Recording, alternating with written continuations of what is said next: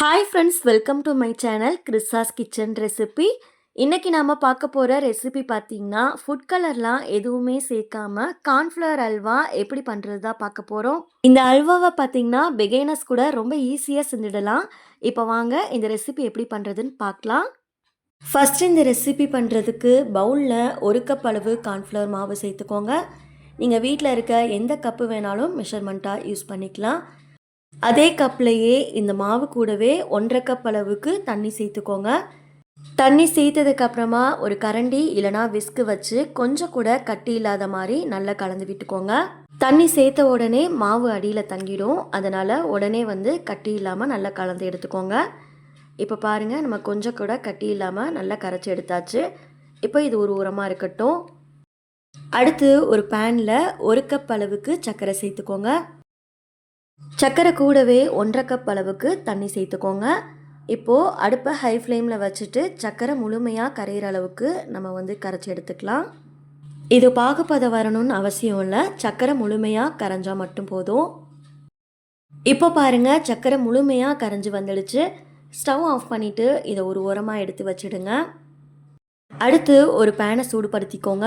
அதில் 1/2 கப் அளவுக்கு சர்க்கரை சேர்த்துட்டு கூடவே 2 டேபிள் ஸ்பூன் தண்ணி சேர்த்துக்கோங்க. அடுப்பை மிதமான தீயிலேயே வச்சுட்டு சர்க்கரையை முழுமையாக கரைச்சி எடுத்துக்கோங்க. நம்ம இந்த அல்வாக்கு ஃபுட் கலர் எதுவுமே சேர்க்க போகிறதில்ல, அதுக்கு பதிலாக தான் இந்த மெத்தட் ஃபாலோ பண்ணுறோம். சர்க்கரை கரைஞ்சதுக்கப்புறமா கொஞ்ச நேரத்துலேயே அதோட கலர் மாதிரி தேன் கலருக்கு வர ஆரம்பிக்கும். இந்த அளவுக்கு சர்க்கரை நல்லா கலர் மாதிரி வந்ததுக்கப்புறமா ஸ்டவ் ஆஃப் பண்ணிவிட்டு இதில் 4 டேபிள் ஸ்பூன் போல் நெய் சேர்த்துக்கோங்க. நெய் பார்த்திங்கன்னா உங்களோட விருப்பத்திற்கு ஏற்ப நீங்கள் கூடவோ இல்லை கம்மியாவோ சேர்த்துக்கலாம். நெய் சேர்த்ததுக்கப்புறமா இதை ஒரு டைம் நல்லா கலந்து விட்டுக்கோங்க.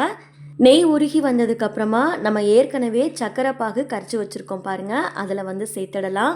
இந்த ப்ராசஸ் பார்த்திங்கன்னா நீங்கள் உடனே பண்ணணும், இல்லைனா சர்க்கரை பாகு கெட்டி ஆகிடும். ஒருவேளை சர்க்கரை பாகு கெட்டி ஆயிடுச்சு அப்படின்னா அடுப்பை மிதமான தீயில் வச்சுட்டு ஒரு 2 நிமிஷத்துக்கு கொதிக்க வச்சிங்க அப்படின்னா சர்க்கரை பாகு கரைஞ்சி வந்துடும். இப்போ பாருங்கள், அந்த தண்ணியோட கலர்லாம் நல்லா சேஞ்ச் ஆகி வந்திருக்கு. அடுப்பை லோ ஃப்ளேமில் வச்சுட்டு நம்ம கார்ன்ஃப்ளவர் மாவு கரைச்சி வச்சுருந்தோம் பாருங்கள், அதை சேர்த்துக்கலாம். நீங்கள் மாவு சேர்க்கும் போது ஒரு டைம் மறுபடியும் நல்லா கலந்து விட்டுட்டு அதுக்கப்புறமா மாவு சேர்த்துக்கோங்க, ரொம்ப கெட்டியாக இருக்கும். இப்போது அடுப்பை மிதமான தீயிலேயே வச்சுட்டு இதை நல்லா கலந்து விட்டுட்டே இருங்க. நம்ம கார்ன்ஃப்ளவர் மாவு சேர்த்துருக்கிறதால இது கொஞ்சம் கொஞ்சமாக திக்காக ஆரம்பிக்கும். இப்போ பாருங்கள், திக்காக ஆரம்பிச்சிருச்சு. இப்போ அடுப்பை லோ ஃப்ளேமில் வச்சுட்டு இதை நல்லா கைவிடாமல் கலந்து விட்டுட்டே இருங்க. இப்போது இன்னுமே நல்ல திக்காக ஆரம்பிச்சிருக்கு. நம்ம சேர்த்துருக்க நெய்லாம் பார்த்திங்கன்னா கொஞ்சம் கொஞ்சமாக பிரிஞ்சு வந்திருக்கு பாருங்கள். இப்போ பாருங்கள், அல்வா மாதிரி பேனில் ஒட்டாமல் இன்னுமே நல்லா திக்காக ஆரம்பிச்சிருக்கு. இப்போது அடுத்து இதில் கொஞ்சமாக ஒரு 1/4 டீஸ்பூன் போல் ஏலக்காய் தூள் சேர்த்துட்டு இதை நல்லா கலந்து விட்டுக்கலாம். பேனில் பாருங்கள், அல்வா மாதிரி கொஞ்சம் கூட ஒட்டாமல் வந்திருக்கு. இதுதான் கரெக்டான பதம். கடைசியாக இதில் கொஞ்சமாக டூட்டி ஃப்ரூட்டி இருந்தால் சேர்த்துக்கோங்க. சேர்த்துட்டு இதை நல்லா கலந்து விட்டுக்கோங்க.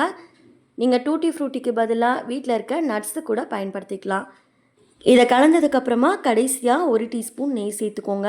மொத்தமாக இந்த ரெசிபிக்கு பார்த்திங்கன்னா 1/4 கப் போல் நெய் சேர்த்துருக்கேன். உங்களோட விருப்பத்திற்கு ஏற்ப நீங்கள் நெய் இன்னும் கூட கூடுதலாக சேர்த்துக்கலாம்.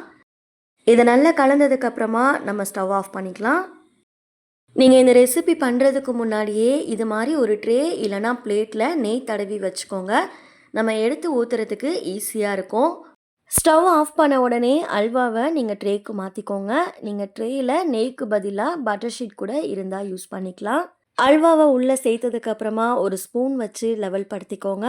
இப்போ இது நல்லா சூடாக இருக்கும், அதனால் இதை 1 மணி நேரம் போல் நல்லா ஆற வச்சுக்கோங்க.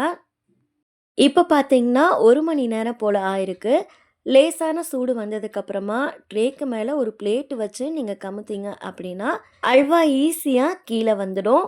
ட்ரேவை வெளியில் எடுத்ததுக்கப்புறமா உங்களுக்கு விருப்பமான ஷேப்க்கு கட் பண்ணி எடுத்துக்கோங்க. சின்ன பீஸாக வேணும் அப்படின்னா நீங்கள் சின்னதாக கட் பண்ணிக்கலாம், இல்லைனா பெரிய பீஸாக கூட கட் பண்ணி எடுத்துக்கலாம்.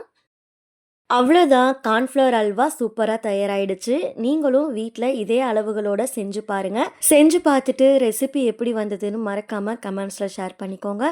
இந்த ரெசிபி உங்களுக்கு பிடிச்சிருந்தது அப்படின்னா லைக் பண்ணிவிட்டு சேனலை சப்ஸ்கிரைப் பண்ணிக்கோங்க. நெக்ஸ்ட் ஒரு ரெசிபி வீடியோவில் பார்க்கலாம். தேங்க்ஸ் ஃபார் வாட்சிங். பபாய்.